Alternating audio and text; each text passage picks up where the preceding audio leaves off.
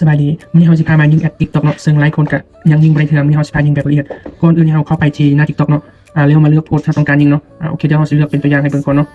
ตัวอย่างเดี๋ยวเราจะสอนก่อนตัวอย่างเขาจะยิงแอดตัวนี้เนาะเกี่ยวกับหนังสือนั่นเนาะให้เรากดบอล3จำนี้เนาะ3จำกดเข้าไปเนาะแล้วมันจะมีปุ่มตัวนี้เนาะเพิ่มยอดเข้าชมตัวนี้คลิกเข้าไปเนาะหลังจากนั้นเราจะมากำหนดเองเนาะจะเลือกตัวนี้เนาะ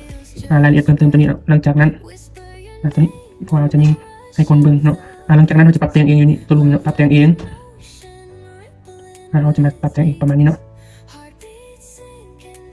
เพจเนาะเอามาเบิ่งเพจกับอายุเนาะเราจะเอาประมาณ13ปีขึ้นไปเนาะฮอต50ปีเนาะเพจแม่นเอาทั้งหมดเลยแล้วก็บันทึกเนาะหลังจากนั้นเนาะความสนใจเนาะความสนใจซึ่งของเราจะเกี่ยวกับหนังสือเนาะหนังสือจะเป็นเกี่ยวกับการศึกษาประมาณนี้เนาะอะไรที่เกี่ยวข้องเราก็เลือกใส่เนาะตัวนี้ก็จะเป็นความสนใจหรือว่าเป็นคีย์เวิร์ดของมันเนาะโอเคหลังจากนั้นเราก็บันทึกเลยเนาะโอเคแล้วก็บันทึกเนาะหลังจากได้แบบนี้แล้วเราก็เลื่อนลงมาเนาะโอเคหลังจากนั้นเราจะมาตั้งงบประมาณเนาะซึ่งเรากดเข้ามาในนี้เนาะเราจะเอาตัวอย่างมือละ$2เนาะ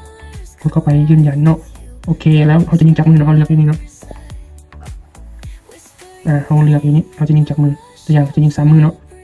หลังจากนั้นเรากดเติมเงิน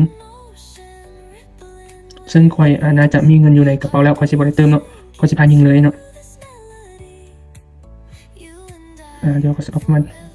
เอา2 วันจ้ะ1 วันก็ได้เป็นตัวอย่างซื้อๆเนาะหลังจากนั้นเราจะกดเริ่มเลยเนาะกดเริ่มอย่างนี้เลย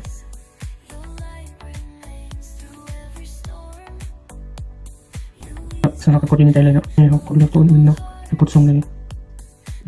ซึ่งตอนนี้เนาะมันกำลังกดสอบให้เราอยู่เนาะมีแต่ขั้นตอนนี้เราทาก่อนโอเคเนาะก็ประมาณนี้เนาะทุกคนเนาะ